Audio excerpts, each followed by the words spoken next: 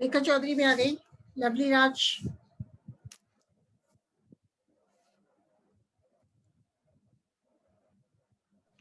Good morning ma'am.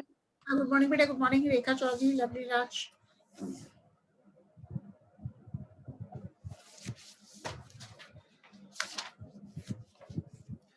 Slide share करेंगे अभी।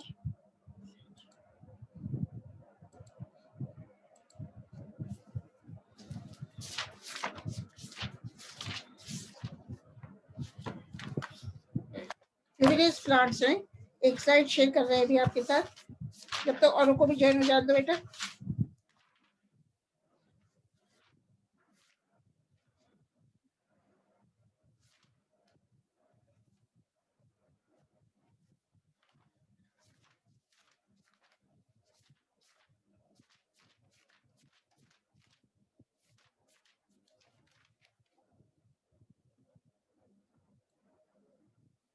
निकिता शर्मा भी आ गई, निकिता शर्मा भी आ गई।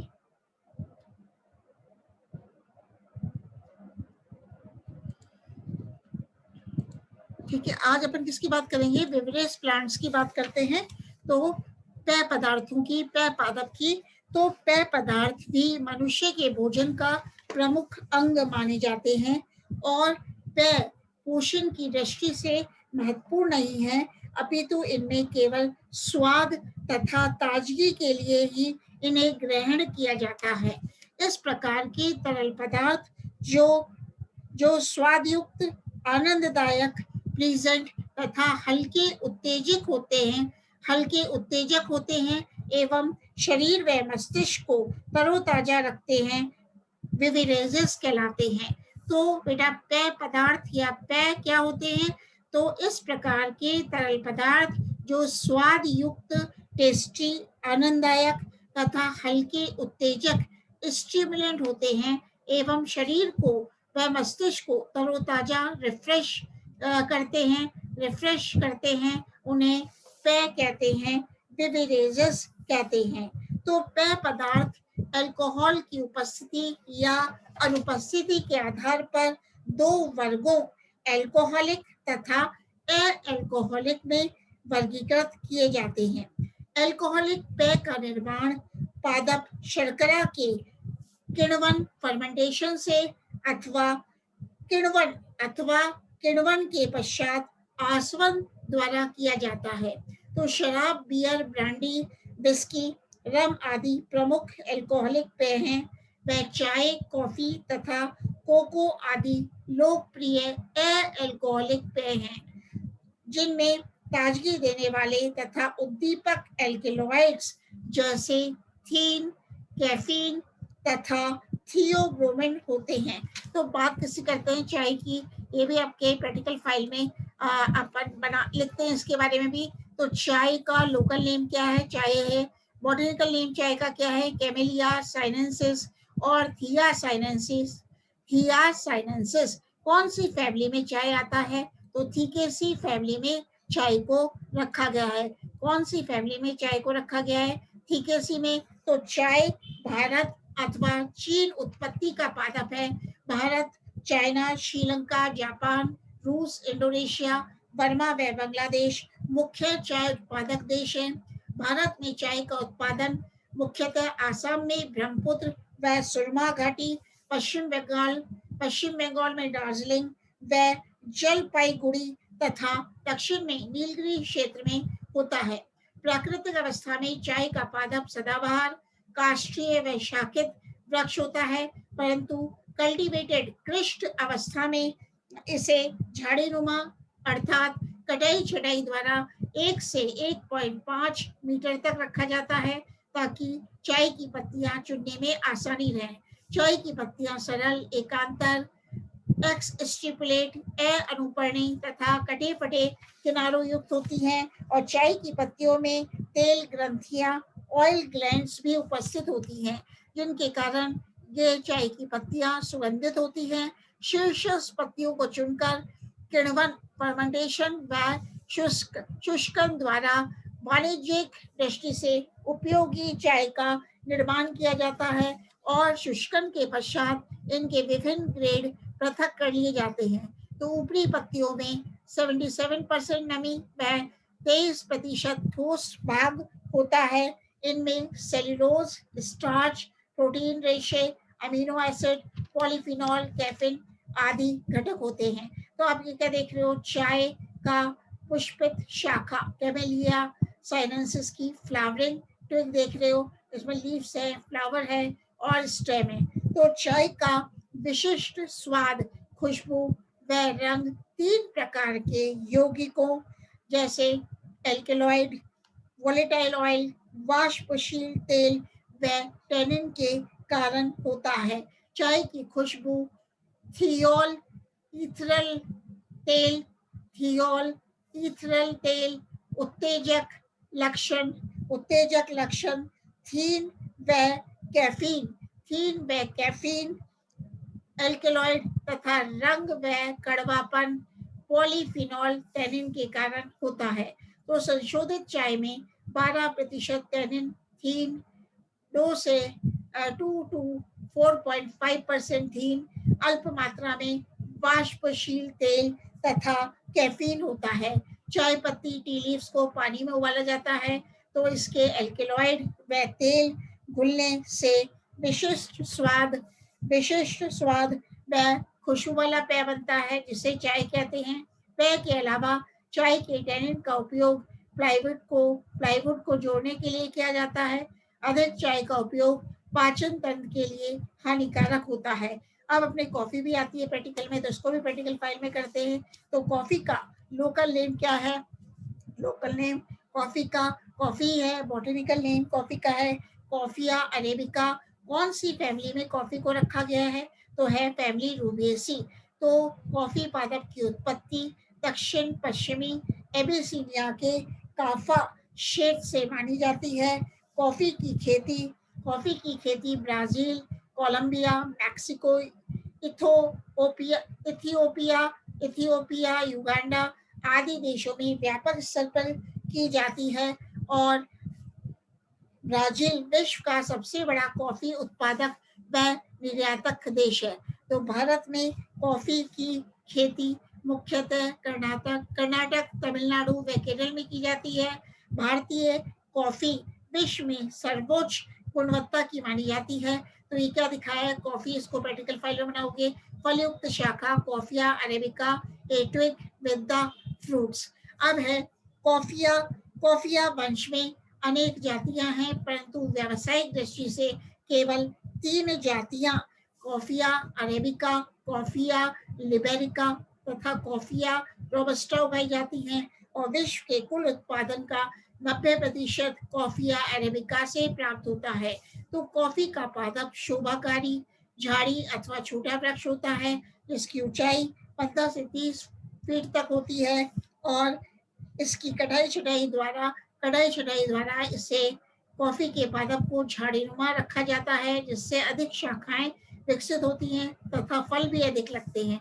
कॉफी का फल बेरी होता है जिन्हें सामान्य भाषा में चेरी कहते हैं, जो पकने पर लाल रंग के होते हैं। तो भाई ये फल भित्ति एक्सोकार्प गहरे लाल रंग की होती है जिसके भीतर की ओर पीली भूरी मासल व सलेशमी परत जो मध्य फल भित्ति मीजोकार्प कहलाती है तथा सबसे भीतरी कठोर झिल्ली अंत फल भित्ति एंडोकार्प और पार्चमेंट कहलाती है। तो अंत फल भित्ति एंडोकार्प के अंदर दो कॉफी बीन्स पाए जाते हैं। प्रत्येक कॉफी बीन चमकदार बीज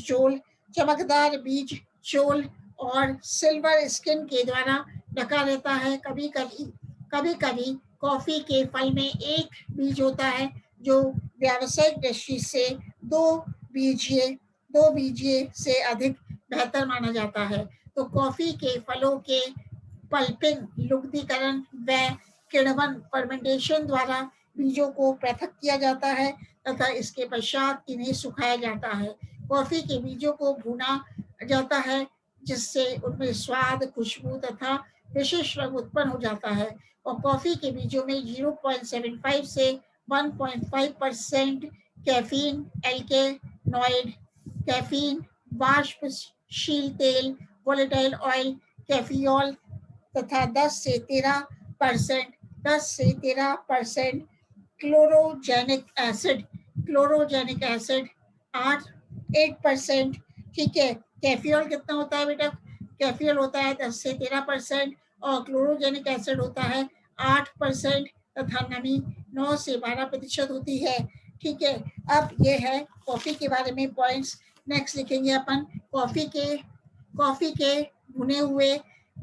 भुने हुए बीजों को पीसकर कॉफी पाउडर तैयार किया जाता है, जिससे पेय बनाया जाता है। कॉफी पेय कैफीन एल्कलॉइड की उपस्थिति के कारण भौतिक व मानसिक सक्रियता प्रदान करता है।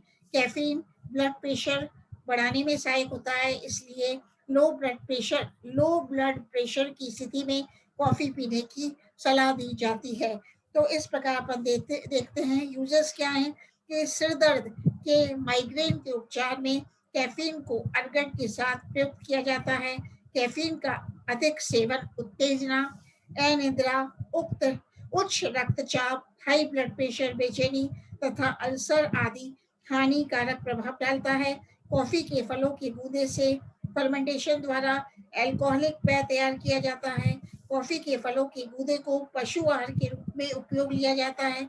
फलों के गूदे व पर्चमेंट आवरण से कैफेलाइट प्लास्टिक का निर्माण किया जाता है, जिसमें इंसुलेटिंग गुण होते हैं। तो ये है, देखना बेटा, कॉफी का फल दिखाया है एक पॉइंट में, इसको प्रैक्टिकल फाइल में आप बनाओगे, और फल का अनुप्रस्थ काट बनाया है। तो मैंने क्या बताया था, कॉफी के फलों के गूदे से फर्मेंटेशन द्वारा अल्कोहलिक पेय तैयार किया जाता है। फलों के गूदों को पशु आहार के रूप में उपयोग में लिया जाता है। कॉफी के फलों के गूदे व पर्चमेंट आवरण से कैफेलाइट प्लास्टिक का निर्माण किया जाता है। अब अपन करते हैं रेशे उत्पादक प्लांट्स के बारे में बात, जैसे कि गॉसिपियम, जो कि आपने हर्बेरियम फाइल बनाते हो तो कई ने ये लगाया है, क्या लगाया है? गॉसिपियम रेशे फाइबर्स। रेशे के बारे में अपन बात कर लेते हैं आपसे, कौन कौन से ऐसे पादप हैं जो कि जिससे कि रेशा मिलता है। अपन फाइबर यील्डिंग प्लांट्स के बारे में बात करते हैं।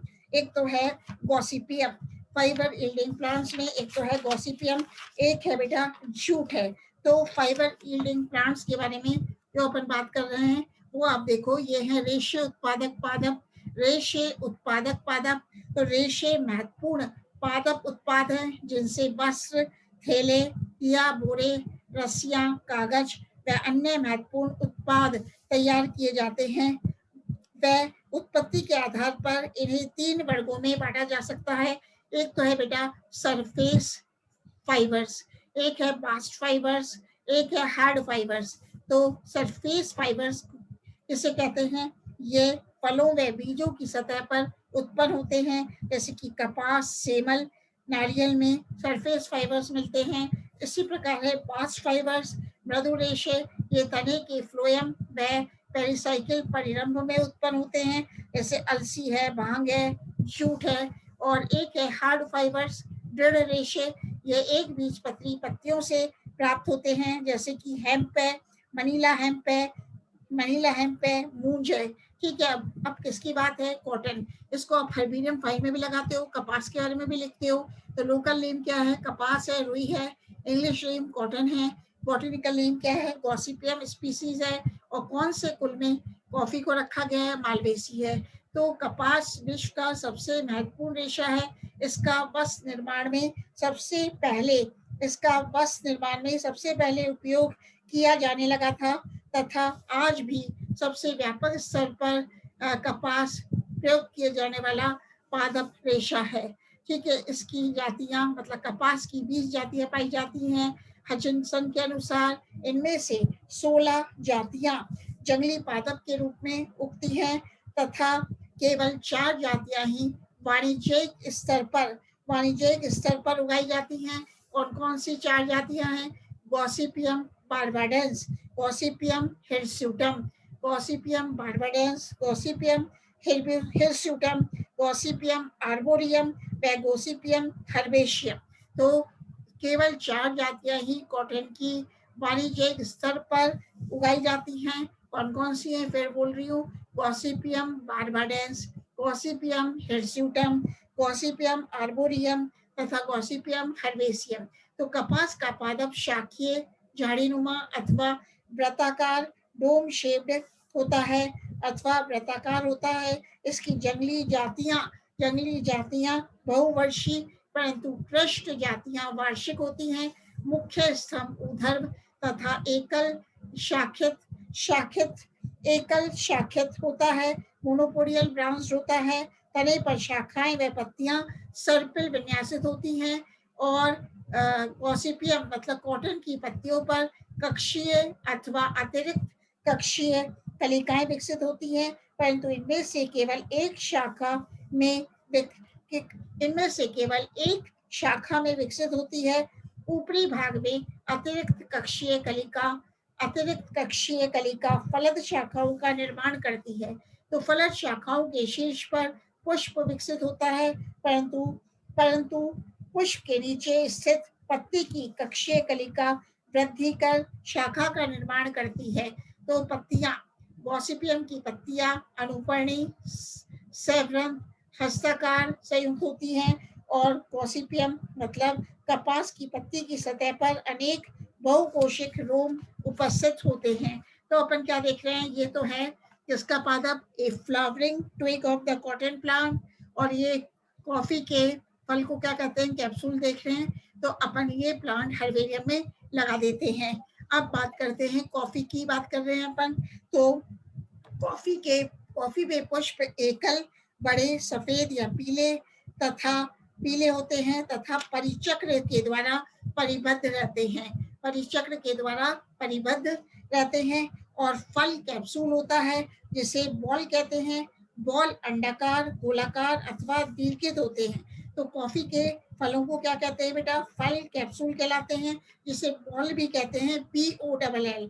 और बॉल कैसे होते हैं, ओवल होते हैं, अंडाकार, गोलाकार अथवा दीर्घित होते हैं और प्रत्येक बॉल में 3 से 5 कोष्ठक होते हैं जिन्हें लॉक्स कहते हैं, LOCKS, तथा प्रत्येक कोष्ठक में 6 से 9 या अधिक बीज पाए जाते हैं। तो कपास के बीज गहरे भूरे रंग के, अंडाकार तथा एक सिरे पर नुकीले होते हैं। इनकी सतह पर रेशे उपस्थित होते हैं और कपास में रेशे 2 प्रकार के होते हैं। लंबे रेशे को लिंड कहते हैं, LIND, तथा जबकि छोटे रेशे को फज कहते हैं, FUZZ। तो कपास में रेशे 2 प्रकार के होते हैं। लंबे रेशे लिंड कहलाते हैं, छोटे रेशे फज कहलाते हैं। और कपास के रेशों का निर्माण बीज छोल की बाह्य त्वचीय कोशिकाओं के दीर्घित होने से होता है और दीर्घन के पश्चात भित्तियों पर स्थूलन द्वारा ये मोटी भित्ति युक्त हो जाते हैं। तो परिपक्व रेशे 15 से 60 मिलीमीटर लंबे, चमकीले तथा बेलित होते हैं। कपास के रेशों में 94% सेलुलोज, 1.3% प्रोटीन, 1% पैक्टिन, 1 से 1.2% खनिज तथा 0.5% मोम तथा अल्प मात्रा में वर्णक उपस्थित होते हैं। कपास एक महत्वपूर्ण पादप है जिससे रेशा, फाइबर, भोजन, फूड तथा पशु आहार, कैटल फूड प्राप्त होता है। तो एक स्लाइड उसी की कपास की शेयर कर रही हूँ आपके साथ। कहाँ गई वो स्लाइड, एक मिनट, स्लाइड देखते हैं एक बार कॉफी की। हाँ, कपास की आ गई आपकी, कपास का है। तो कपास की ये देखो बेटा, कॉटन सीड विद फाइबर्स। तो जैसे बताया, फर्स्ट फाइबर है छोटे वाले और लंबे वाले हैं लिंट फाइबर्स। ये भी है जो आपकी प्रैक्टिकल बुक में बनता है, ठीक है। तो अपन किसकी बात कर रहे हैं, रेशे से धागे व वस्त्र बनाए जाते हैं। रेशे से धागे व वस्त्र बनाए जाते हैं। कपास के रेशों से गद्दे, रजाइयां, तकियां आदि की बनाई की जाती है। इसके अतिरिक्त कपास के रेशों से रबड़, टायर, दरिया, गलीचे तथा रस्सियां आदि भी बनाए जाते हैं। तो इस तरह से अपन कपास के बारे में पढ़ रहे हैं। फिर अपन करेंगे microchemical test of cellulose in cotton fibres. तो ये कल ले लेते हैं बेटा, ठीक है, या आज ही इसको कर लेते हैं, अभी तो टाइम है अपने पास। तो किस तरह से करते हैं, एक मिनट रुको, आज ही ले लेते हैं इसको, अभी टाइम है अपने पास, ठीक है। ये वाला है अपन जो करते हैं प्रैक्टिकल में, कपास के रेशों में सेलुलोज का सूक्ष्म रासायनिक परीक्षण, microchemical test of cellulose in cotton fibres. तो अपना ऑब्जेक्ट क्या है बेटा, उद्देश्य को लिखते हैं प्रैक्टिकल फाइल में। कपास के रेशों में सेल्यूलोज की उपस्थिति का पता लगाना। तो ऑब्जेक्ट क्या है, उद्देश्य क्या है, to estimate the presence of cellulose in the cotton fibres. अब फिर अपन प्रैक्टिकल फाइल में क्या लिखेंगे, आवश्यक सामग्री, रिक्वायरमेंट्स क्या है, माइक्रोस्कोप, सूक्ष्मदर्शी, slide, cover slip, concentrated sulfuric acid, concentrated sulfuric acid, रुई, कॉटन, कपास के रेशे, ड्रॉपर, जिंक क्लोर आयोडीन विलयन, जिंक क्लोर आयोडीन विलयन मतलब potassium iodide IKI solution, potassium iodine, potassium iodide मतलब क्या है, जिंक क्लोर आयोडीन विलयन लेते हैं और आयोडीन विलयन का इस्तेमाल करते हैं। IKI मतलब आयोडीन विलयन का इस्तेमाल करते हैं। ठीक है, तो विधि क्या है बेटा, सेल्यूलोज की उपस्थिति निम्न विधियों द्वारा प्रमाणित की जा सकती है। पहले अपन प्रथम विधि में प्रोसीजर में क्या लिखेंगे, रुई या कपास के रेशों को पृथक कर एक स्लाइड पर एक बूंद जल में रखिए। क्या करते हैं, पहली विधि में रुई या कपास के रेशों को पृथक कर एक स्लाइड पर एक बूंद जल में रखिए। इसके पश्चात आयोडीन पोटेशियम आयोडाइड, आयोडीन विलयन में ना आयोडीन पोटेशियम आयोडाइड की कुछ बूंदे डालते हैं तथा 4 से 5 मिनट तक स्टेन लेने दें। इसके बाद माइक्रोस्कोप द्वारा अवलोकन करने पर ये भूरे रंग के दिखाई देते हैं। क्या होता है बेटा, अपन रुई या कपास के रेशे को अलग कर लेते हैं, पृथक कर लेते हैं और एक स्लाइड पर मतलब एक बूंद जल की डालते हैं और इन जल की बूंदों में रुई या कपास के रेशे को ले लेते हैं। फिर इसके पश्चात आयोडीन पोटेशियम आयोडाइड, ये लिख रहा आयोडीन पोटेशियम आयोडाइड विलयन, आयोडीन पोटेशियम आयोडाइड सॉल्यूशन की कुछ कुछ ड्रॉप्स, कुछ बूंदे स्लाइड्स पर डालते हैं तथा 4 से 5 मिनट तक स्ट्रेन लेने के लिए रख देते हैं। फिर 4 से 5 मिनट के पश्चात माइक्रोस्कोप में अवलोकन करने पर ये कपास के रेशे भूरे रंग के दिखाई देते हैं।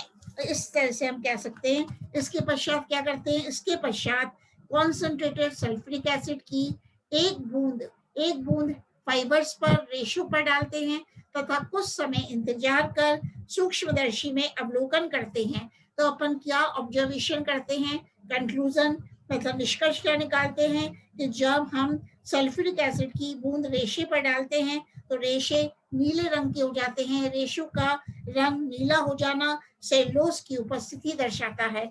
अगर कॉटन के जो रेशे हैं, कॉटन फाइबर्स हैं, वो ब्लू कलर्ड ले लेते हैं, ब्लू हो जाते हैं, तो ये दर्शाता है कि जो सेल्यूलोज की उपस्थिति को दर्शाता है। दूसरा प्रोसेस क्या है, कपास के कुछ रेशे फैलाकर कुछ बूंदे शल्ज सॉल्यूशन क्या होता है, जिंक क्लोर आयोडीन विलयन की डालते हैं या कपास के कुछ रेशे फैलाकर कुछ बूंद शल्ज सॉल्यूशन में आरोपित माउंटेड कीजिए तथा कुछ समय बाद माइक्रोस्कोप में अवलोकन करते हैं। कपास के फाइबर्स को फैला देते हैं और उसमें कुछ ड्रॉप्स सल्ज सॉल्यूशन की डालते हैं और उन्हें माउंट कर देते हैं तथा कुछ समय बाद उन्हें माइक्रोस्कोप में देखते हैं तो अपन क्या पाते हैं, रेशे कपास के जो फाइबर्स हैं नीले रंग के हो जाते हैं, और ये नीले रंग के हो जाते हैं जो सेल्यूलोज की उपस्थिति प्रमाणित करता है। तो दूसरे प्रोसेस में हमने सिंपली किया है कि कपास के कुछ रेशे को फैला लेते हैं और कुछ ड्रॉप्स जिंक क्लोर आयोडीन विलयन की डालते हैं मतलब शल्ज सॉल्यूशन की डालते हैं और उसके बाद कपास के रेशे को माउंट कर लेते हैं और माइक्रोस्कोप में अवलोकन करते हैं, देखते हैं तो रेशे नीले रंग के हो जाते हैं जो सेल्यूलोज की उपस्थिति को दर्शाते हैं। इस प्रकार अब है जूट क्या है, इसका लोकल नेम क्या है, जूटी है या लोकल नेम या कहेंगे पट या टिटापट। लोकल नेम जूट का क्या है, स्थानीय नेम पट या टिटापट। अंग्रेजी नेम जूट है। बॉटेनिकल नेम क्या है, कॉर्कोरस कैप्सुलरिस है। फैमिली कौन सी में जूट आता है? टिलियेसी में आता है। तो फर्स्ट पॉइंट क्या लिखोगे? प्राकृतिक रेशों में कपास के बाद जूट का उत्पादन सर्वाधिक होता है। जूट रेशे कॉर्कोरस की दो जातियों कॉर्कोरस कॉर्कोरस कैप्सुलरिस तथा कॉर्कोरस ओलिटोरियस से प्राप्त होते हैं। जूट रेशे कॉर्कोरस की दो जातियों कॉर्कोरस कैप्सुलरिस तथा कॉर्कोरस ओलिटोरियस से प्राप्त होते हैं। कॉर्कोरस ऊर्ध्व व अल्प शाखित वार्षिक पादप होता है जिसकी लंबाई 2 से 3 मीटर तक होती है। पत्तियां सरल, मतलब जो जूट है उसकी पत्तियां सरल होती हैं, अनुपर्णी होती है, अंडाकार, दंतिल, उपांतों युक्त तथा एकांतर विन्यासित होती है। तो कॉर्कोरस जूट की प्रत्येक पत्ती के आधार पर 2 कंड की अतिवृद्धियां ब्रिसल्स पाई जाती हैं और जूट में पुष्प एकल या 3 से 4 पुष्पी ससीमाक्ष साइम्स में व्यवस्थित होते हैं। जूट में फल छोटा गोलाकार, जूट का फल छोटा गोलाकार अथवा लंबा बेलनाकार तथा उभारा युक्त कैप्सूल प्रकार का होता है और जूट पादप के तनु के द्वितीयक फ्लोएम से रेशे को रेटिंग के द्वारा पृथक किया जाता है।